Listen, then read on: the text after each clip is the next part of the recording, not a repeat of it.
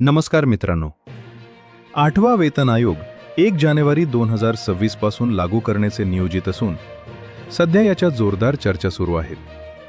या नव्या आयोगामध्ये कर्मचाऱ्यांच्या भत्त्यांमध्ये म्हणजेच अलाउन्सेसमध्ये किती मोठी वाढ होणार आहे, चला अगदी थोडक्यात समजून घेऊया. सर्वात आधी महागाई भत्ता म्हणजेच DA.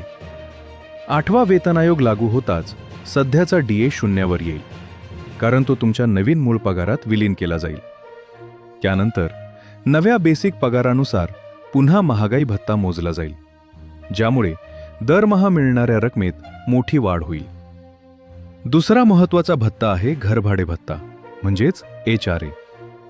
कर्मचारी संघटनांनी शहरांच्या वर्गीकरणानुसार यात मोठी वाढ मागितली आहे.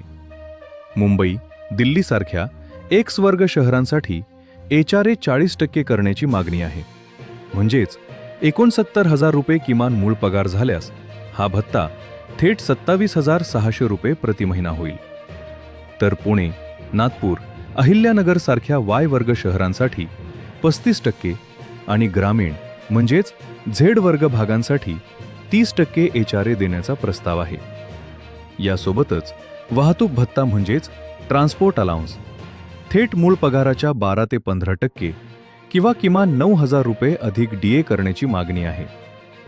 तसेच मुलांचा शिक्षण भत्ता सध्याच्या 2,800 रुपयांवरून थेट 7,000 रुपये प्रति महिना करावा आणि तो 12वी ऐवजी मुलांच्या पदवीपर्यंतच्या शिक्षणासाठी लागू करावा, अशी आग्रही मागणी आहे.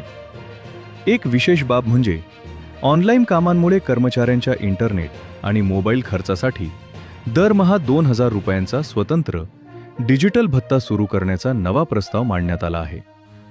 आयोग लागू होण्यास काही महिने उशीर झाला तरी मूळ पगार आणि महागाई भत्त्याचा फरक कर्मचाऱ्यांना 1 जानेवारी 2026 पासून थकबाकीच्या स्वरूपात नक्की मिळेल. मित्रांनो, या सर्व रकमा कर्मचारी संघटनांच्या प्रस्तावावर आधारित असून केंद्र सरकारचा अंतिम निर्णय अद्याप बाकी आहे. अशाच नवनवीन आणि अधिकृत अपडेटसाठी आपल्या चॅनेलला आत्ताच लाईक आणि सबस्क्राईब करा. धन्यवाद.